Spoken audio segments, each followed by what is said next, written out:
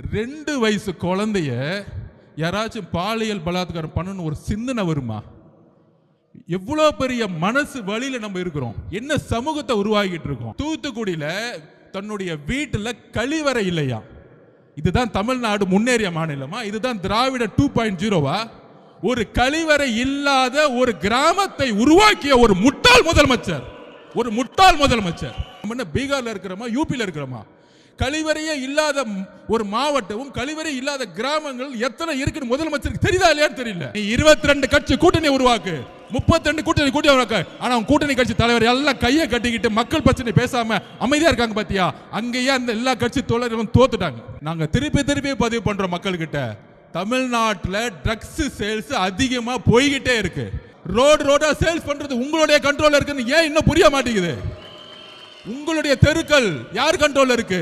உங்களுடைய மாவட்ட செயலாளர்கள், உங்களுடைய அமைச்சர்கள், உங்களுடைய எம்எல்ஏக்கள், உங்களுடைய கவுன்சிலர்கள். உங்களுடைய கவுன்சிலருக்கு தெரியாம ஒரு வீடு கட்ட முடியுமா? ஒரு ரோடு போட முடியுமா? அப்படி எப்படியா கஞ்சா சேல்ஸ் பண்ண நடக்குது தமிழ்நாட்டில்? அதுதான் எங்களுடைய கேள்வி. உங்களுடைய மகனை ஸ்ட்ரைட்டா எந்த தொலைக்காட்சி வேணா அனுப்புங்க, கொள்கை ரீதியான எல்லா கேள்விகளுக்கும் அவர் என்ன வேணா என்ன பார்த்து கேட்கட்டும், நான் என்ன வேணா கேட்கிறேன். தைரியம் இருந்தா பதில் சொல்லட்டும். ஒருவேளை நான் தோத்துட்டு அரசியல் விட்டே போயிடுறேன்.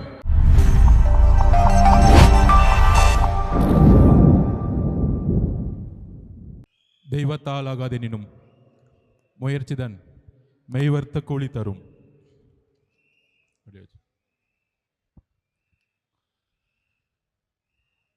கழக மாவட்ட செயலாளர்கள், கழக தோழர்கள், தோழிகள், அண்ணன் பொதுச் செயலாளர் அவர்கள், ட்ரெஷரர் சார், நண்பர் அருண்ராஜ் அவர்கள், ஜேசிடி பிரபாகரன் சார் அவர்கள், எஸ் பாபு அண்ணன், கழக மாநில நிர்வாகிகள் மற்றும் மாவட்ட நிர்வாகிகள் அனைவருக்கும் என்னுடைய வணக்கத்தை தெரிவித்து 2026ஆம் ஆண்டின் தலைவர் நம்மளுடைய முதல்வர் அண்ணன் விஜய் அவர்களுக்கும் வணக்கத்தை தெரிவித்து, நம்மெல்லாம் எவ்வளோ கடினமான சூழ்நிலையில நம்ம இங்க நின்றுட்டு இருக்கோம். இன்னைக்கான போராட்டம் சாதிவாரி கணக்கெடுப்பு ஆய்வு நடத்தணும், சட்டம் ஒழுங்கு சீர்கேடு, அதோடு எஸ்ஓபியை நம்ம அகற்றத்திற்கு உயர்நீதிமன்றத்தில் கேஸ் ஃபைல் பண்ணியிருக்கோம். இந்த 3 விஷயங்களை மக்களுக்கு தெளிவுபடுத்தக்கூடிய ஜனநாயக கடமையும் ஜனநாயக வலியுறுத்தலும் இன்னைக்கு இருக்கக்கூடிய தமிழக அரசியல் சூழ்நிலையில் தமிழக வெற்றி கழகத்துக்கு மட்டும்தான் இருக்கு. ஏன் அப்படின்னா, முதல்ல நம்மளுடைய சாதிவாரி கணக்கு பற்றி பேசணும். இன்னும் நிறைய பேத்துக்கு அது புரியல. இதை பற்றி பேசிய தலைவர்கள்லாம் இன்றைக்கு அமைதியாக இருக்கிறாங்க.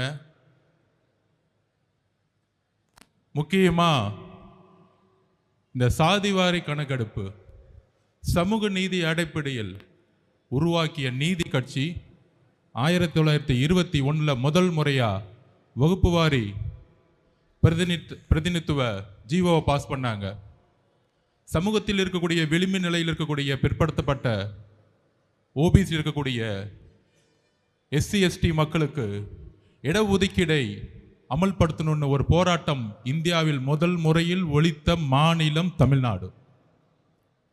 அங்கிருந்து அதுக்கான ஜீவோவை பாஸ் பண்ணி 1951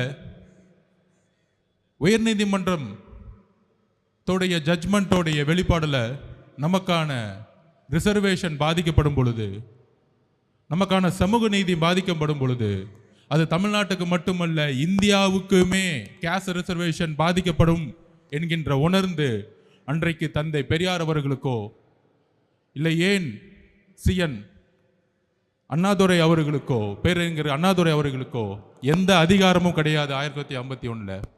ஆனால் பெரியார் அவர்கள் உருவாக்கக்கூடிய போராட்டம் மூலமாக அரசு, ஒன்றிய அரசு செவி சாய்த்து அன்றைக்கு முதலில் ஃபர்ஸ்ட் அமெண்ட்மெண்ட், அரசியலமைப்புடைய ஃபர்ஸ்ட் அமெண்ட்மெண்ட்டை, அரசியலமைப்புடைய ஃபர்ஸ்ட் திருத்தத்தை உருவாக்கிய மண் நம்மளுடைய தமிழ்நாடு. நம்மளுடைய பெரியார் அவர்களுடைய போராட்டம், அண்ணாதுரையுடைய போராட்டம். இதுதான் தமிழ்நாட்டுடைய வரலாறு. அதற்கப்புறம் 1994 அம்மா ஜெயலலிதா அவர்கள் தமிழகம் முழுவதும், இந்தியா முழுவதும் சாதிவாரி 50% இருக்கணும்னு சட்ட வல்லுநர்களும் உச்ச நீதிமன்றமும் சொல்லும் பொழுது அது அரசியலமைப்புடைய அட்டவணையில கொண்டு போய் தமிழ்நாட்டுக்கு மட்டும் இன்னைக்கு 69% நிலைநிறுத்திய மண் நம்மளுடைய தமிழ்நாடு, இந்தியாவுக்கு முதல் முறையாக. அப்படி நீதி கட்சியில் தொடங்கி, அப்படி 1951 பெரியார் அவர்கள் தொடங்கி 1994 அம்மா ஜெயலலிதா அம்மையார் மூலமாக 69% இடஒதுக்கீடே இந்தியாவிலேயே ஒரே மாநிலம் இன்னைக்கு உறுதிப்படுத்தியிருக்கு. ஆனால் ஏன் சாதிவாரி கணக்கெடுப்பை நம்ம நடத்தணும் அப்படிங்கிறத மக்களுக்கு எளிமையான முறையில் புரிய வைக்கணும். பீகார்ல நிதிஷ்குமார் அவர்கள் சமூக நீதியின் அடிப்படையில் உருவாக்கப்பட்ட மாநிலமான பீகார்ல மண்டல் கமிஷன் அன்னைக்கு உருவாச்சு, மொரார்ஜி தேசாய் காலத்தில் உருவாச்சு. அதை நடைமுறைப்படுத்தினது 1990 விபி சிங் அவர்கள்.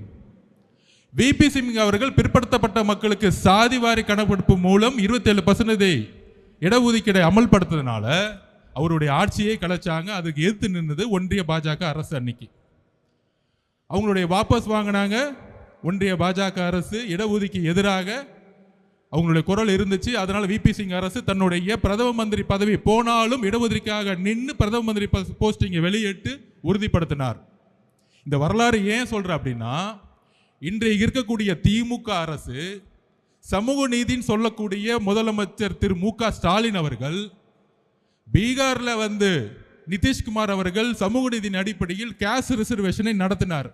ஏன் நடத்தினார் அப்படின்னா, அங்கு இருக்கக்கூடிய அனைத்து தரப்பட்ட மக்களும், எஸ்சி மக்கள், எஸ்டி மக்கள், பிசி மக்கள், ஓபிசி மக்கள், எம்பிசி மக்கள், எல்லா மக்களுடைய தற்சமயம் கணக்கு என்ன? 1931 தான் கடைசியில் எடுத்த சர்வே, பிரிட்டிஷ்காரங்க எடுத்தாங்க. அப்போ அவர் ஒரு சேலஞ்சு பண்ணி சமூக நீதி அடிப்படையில் நம்ம ஒரு ரிசர்வேஷன், நம்ம ஒரு கணக்கெடுப்பு நடத்தணும்.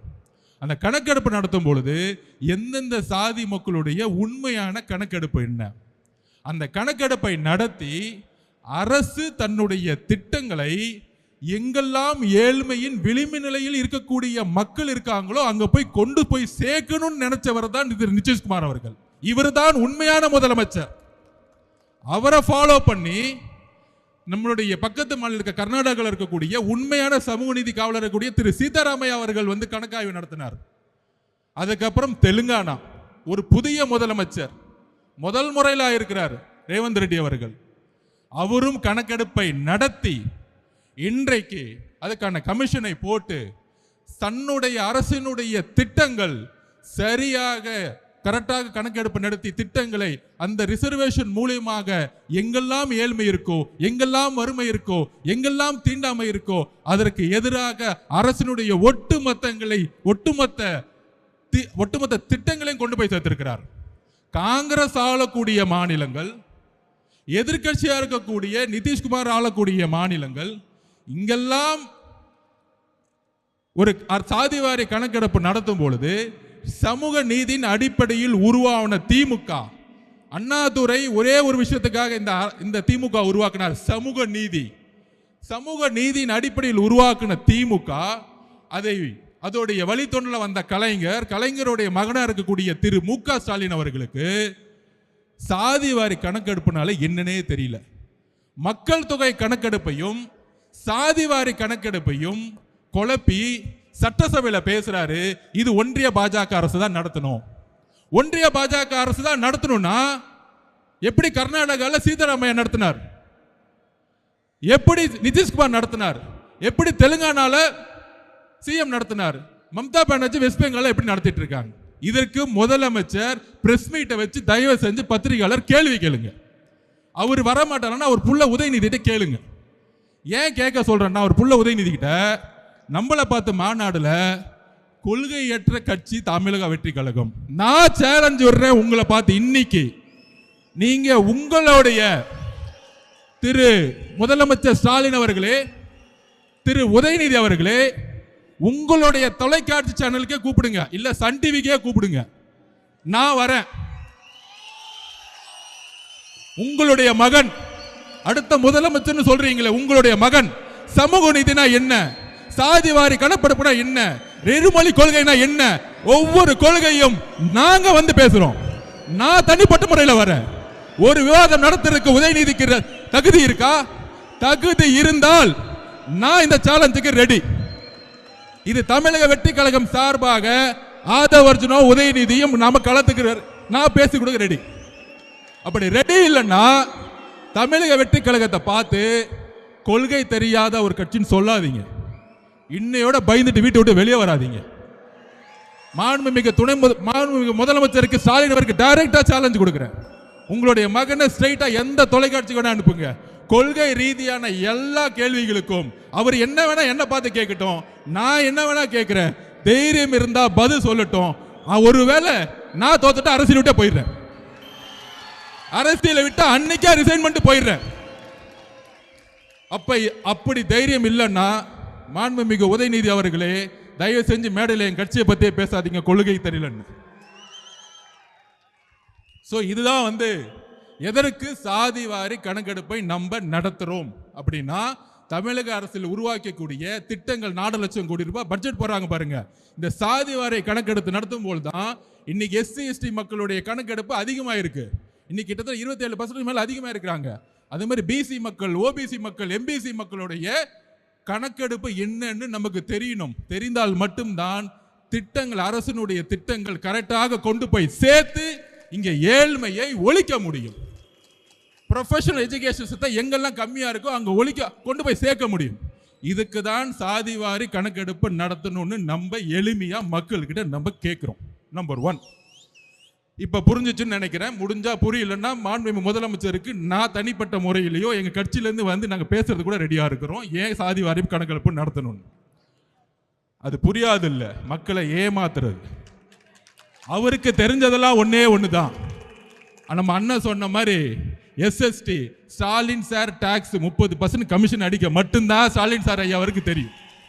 வேற ஒண்ணுமே தெரியாது. பட்ஜெட்ல 30% அடிச்சு 1.5 லட்சம் கோடி ரூபாய் எப்படி அடிக்கிறது மட்டும்தான் அவங்களுடைய குறிக்கோள். அப்ப இன்னைக்கு அடுத்த பிரச்சனை என்ன? நமக்கு குரல் கொடுக்கிறோம். சட்டம் ஒழுங்குடைய பிரச்சனை. சட்டம் ஒழுங்கோட பிரச்சனை என்ன? இன்னைக்கு நம்ம வரும்போது நம்ம அண்ணன் கிட்ட இருந்து அறிக்கை ஒன்று வந்திருக்கும். இந்த ஒரு வாரத்தில், அதாவது டெல்லியில ஒரே ஒரு பெண் நம்மளுடைய சகோதரி நிர்பயா அவர்களை கற்பழிக்கப்படும் பொழுது ஒட்டுமொத்த டெல்லியும் தூக்கி எறிஞ்சிச்சு. அன்னைக்கு ஒரு முதலமைச்சர் இருந்தாங்க, உமன் முதலமைச்சர் தான். அப்ப கெஜ்ரிவால்னு ஒருத்தர் நாமினேஷன் பண்ணும் பொழுது இதுக்காக பயங்கரமா குரல் கொடுத்தாரு. நாமினேஷன் பண்ணும்போது ஆம் ஆத்மி கட்சியை பார்த்து இவங்கெல்லாம் ஜெயிப்பாங்களா, இவங்கெல்லாம் பூத்து இருக்கா, இவங்கெல்லாம் சின்ன பசங்களாச்சு இப்படின்னு சிரிச்சாங்க. எப்ப 15 வருஷமா முதலமைச்சராக இருந்தவங்க. அதே மாதிரி ஒரே ஒரு ரேப்பு ஒட்டுமொத்த அரசியும் தூக்கி எறிஞ்சிச்சு. இன்னைக்கு ஒரு ரேப்பா நடக்குது. 2 வயசு குழந்தைய யாராச்சும் பாலியல் பலாத்காரம் பண்ணணும் ஒரு சிந்தனை வருமா? எவ்வளோ பெரிய மனசு வழியில நம்ம இருக்கிறோம், என்ன சமூகத்தை உருவாக்கிட்டு இருக்கோம். அதை செஞ்சது திமுக காரன்னு சொல்லி உக்காந்துட்டு இருக்காங்க. அக்கா கனிமொழி அக்கா இன்னும் வீட்டை விட்டு வெளியே வரல அது பிரச்சனை கேட்கறதுக்கு. அதுக்கப்புறம் உதயநிதி அவர்கள் வரல, முதலமைச்சர் ஸ்டாலின் அவர்கள் அது பத்தியே பேசல. 2 வயசு குழந்தை பிரச்சனை முடியறதுக்குள்ள அடுத்தது மதுராந்தகத்துல, அடுத்த தூத்துக்குடியில தன்னுடைய வீட்டுல கழிவறை இல்லையா? இதுதான் தமிழ்நாடு முன்னேறிய மாநிலமா? இதுதான் திராவிட 2.0வா? ஒரு கழிவறை இல்லாத ஒரு கிராமத்தை உருவாக்கிய ஒரு முட்டாள் முதலமைச்சர். இதுக்கு மேல சொல்றதுக்கு கோபமான வார்த்தைகள் எனக்கு இல்ல கிடையாது. இதுக்கு மேல ஒரு முதலமைச்சர் இதை பத்தி பேச கொடுக்க வாய் வரலன்னா ஒரு பெண் குழந்தையை பெற்று வச்சிருக்காரு. அப்ப ஒரு முதலமைச்சர் இன்னைக்கு 12ஆம் கிளாஸ் குழந்தை காலையில எந்திரிச்சு காலை கடனை கடக்க கூட முடியாத வெளியில ஒரு கழிவறை அற்ற ஒரு மாநிலம் அது. நம்ம என்ன பீகார்ல இருக்கிறோமா, யூபியில இருக்கிறோமா? கழிவறையே இல்லாத ஒரு மாவட்டமும் கழிவறை இல்லாத கிராமங்கள் எத்தனை இருக்குன்னு முதலமைச்சருக்கு தெரியுதா இல்லையான்னு தெரியல. அப்ப கழிவறைக்கு போகாம, கழிவறையை வீட்டில் போகாம காட்டுல போகும்போது இங்க ஒரு ரேப் ஆகி வெட்டப்பட்டு நீங்க ஹாஸ்பிட்டல் உட்கார்ந்துட்டு இருக்காங்க. இதுவா தமிழ்நாடு? இதுவா பெண் பாதுகாப்பு? இதை பத்தி நீங்க அட்லீஸ்ட் பேசுனீங்களா? வருத்தம் தெரிவிச்சீங்களா? இல்ல அட்லீஸ்ட் உங்களுடைய அமைச்சர் அவங்க வீட்டுக்கு அனுப்பிச்சீங்களா? ஒண்ணுமே கிடையாது. எல்லா செய்தி நிறுவனங்களும் வாங்கப்பட்டுருச்சு. அதை பத்தி பேசவே கூடாது, விவாதம் பண்ணக்கூடாது. ஒரு ரேப்பாச்சு டெல்லியில ஒட்டுமொத்த இந்தியாவும் கூத்துச்சு. ஆனா தமிழ்நாட்டில் இருக்கவங்க இதை பத்தி பேசவே மாட்டாங்களே. என்ன பண்ணிட்டு இருக்காங்க? கூட்டணி மதிமுகவுடன் 3 கூட்டணி சைன் ஆயிடுச்சு. இதுதான் முதலமைச்சர் அன்னைக்கு ரேப் நடந்து அங்க வந்து வெட்டப்பட்டு இருக்காங்க, இங்க கூட்டணி பேசிட்டு இருக்காங்க. நீங்க அரசியல் தேர்தலை பேசுங்க, நாங்கள் மக்கள் பிரச்சனையை பேசி பேசி பேசி பேசி மக்களோட போயிட்டு இருக்கோம். நீ 22 கட்சி கூட்டணி உருவாக்கு, 32 கூட்டணி உருவாக்கு. ஆனா கூட்டணி கட்சி தலைவர் எல்லாம் கையை கட்டிக்கிட்டு மக்கள் பிரச்சனை பேசாம அமைதியா இருக்காங்க பாத்தியா? அங்கேயே அந்த எல்லா கட்சி தோழர்களும் தோத்துட்டாங்க. நீ 32 கட்சி வச்சுக்கோ, 42 கட்சி வச்சுக்கோங்க, தேர்தல் அரசியல் வெற்றி பெறவே முடியாது. மக்கள் பிரச்சனைகளை பேசாத தலைவர்கள் மக்களால் தூக்கி எறிந்த வரலாறு தான் தமிழ்நாடு.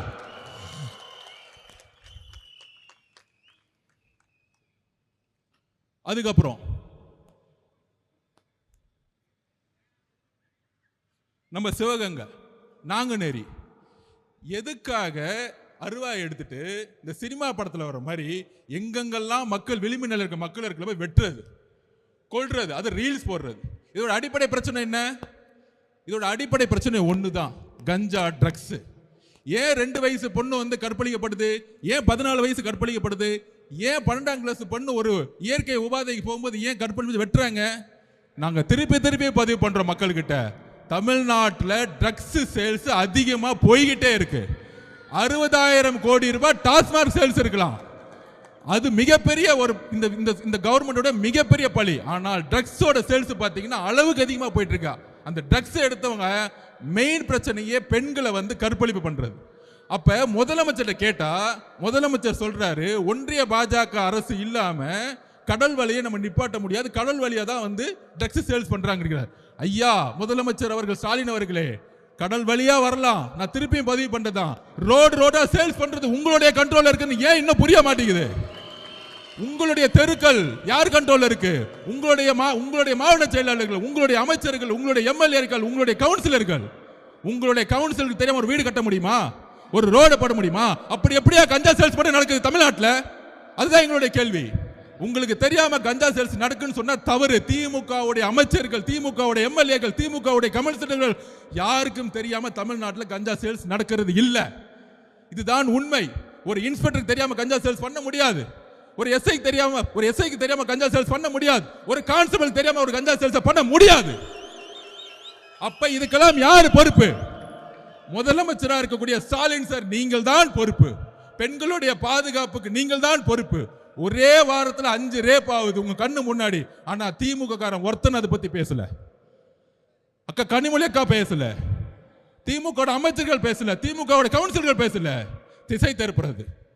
ஏன் திசை திருப்பணும்? யார் பேசுறா? எங்க அண்ணன் இங்க தலைவர் மட்டும்தான் இங்க பேசிட்டு இருக்கார்.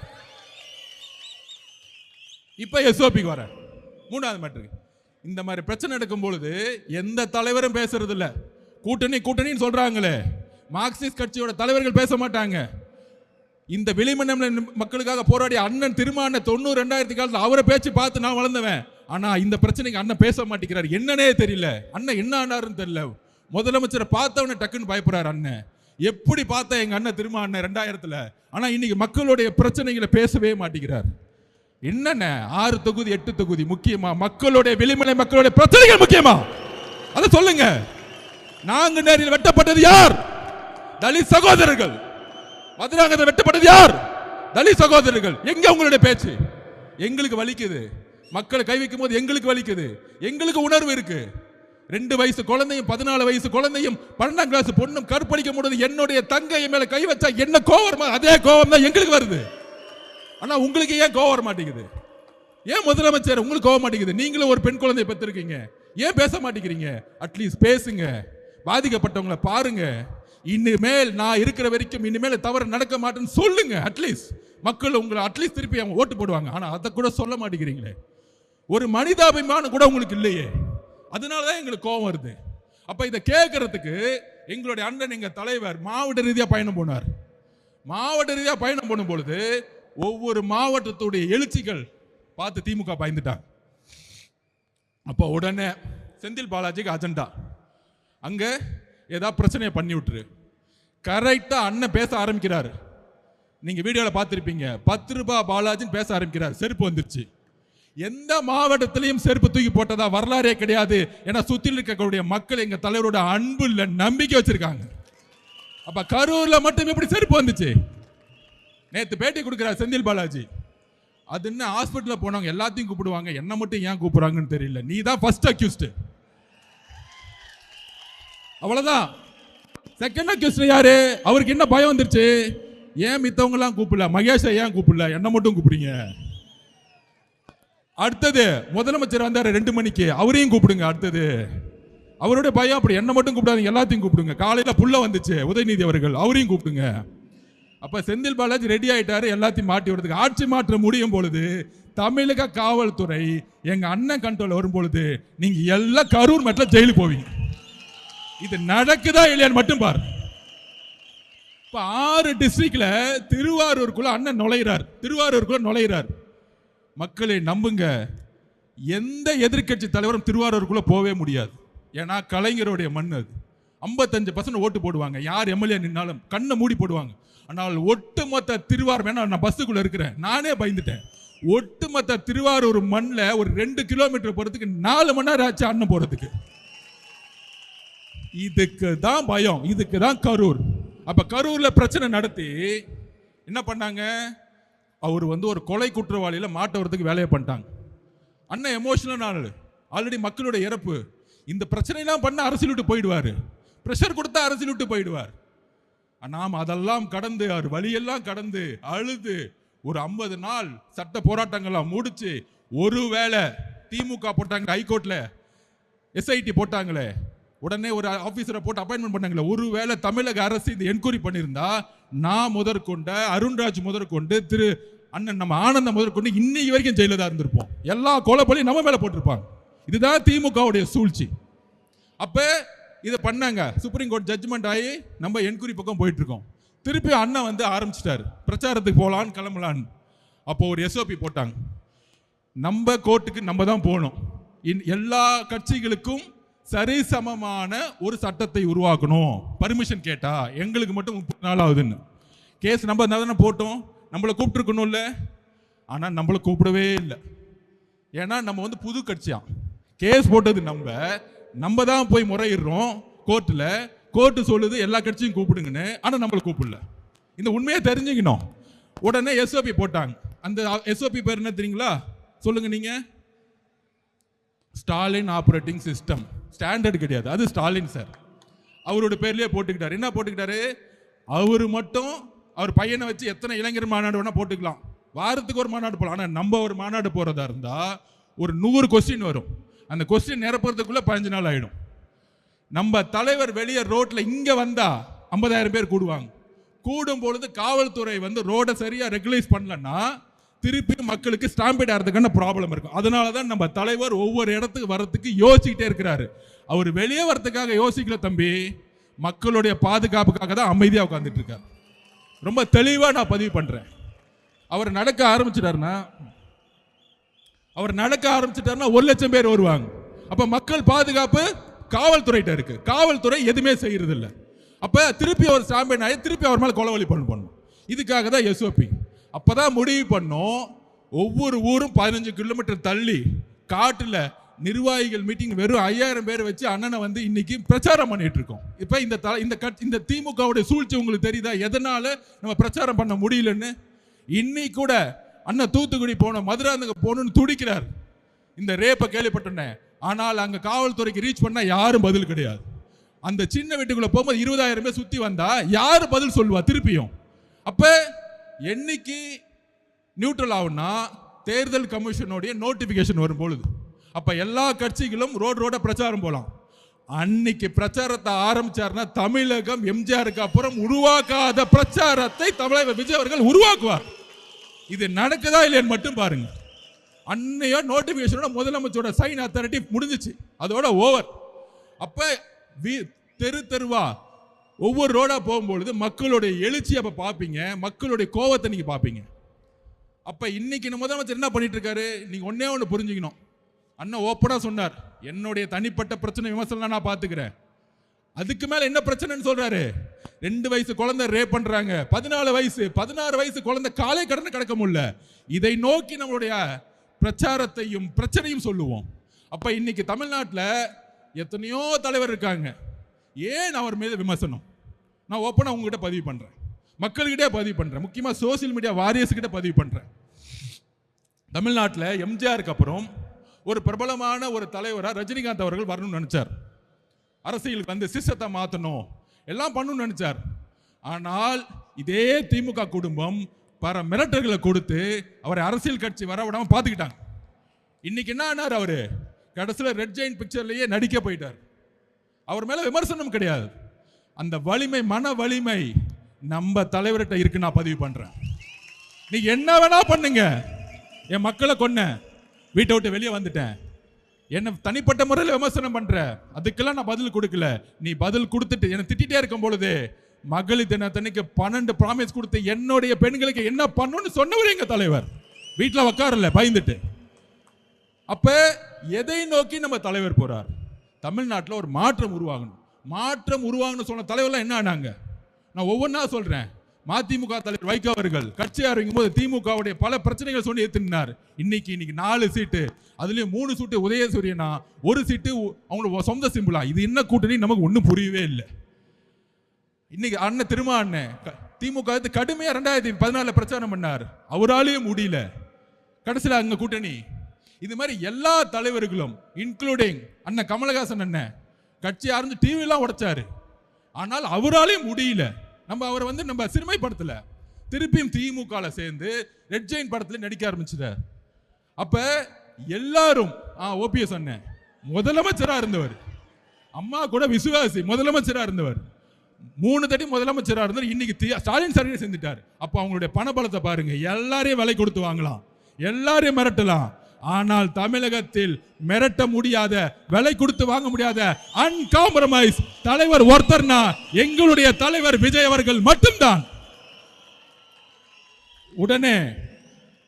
உடனே கூட்டணி பத்தி 2 நாளா பேசிட்டு இருக்காங்க.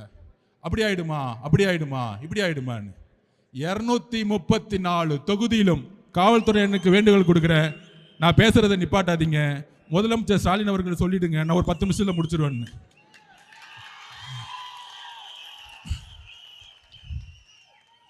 கவலைப்படாதீங்க, பார்த்துக்குவோம். இன்னும் 60 நாள் காவல்துறை நம்ம பக்கம் வந்துடும்.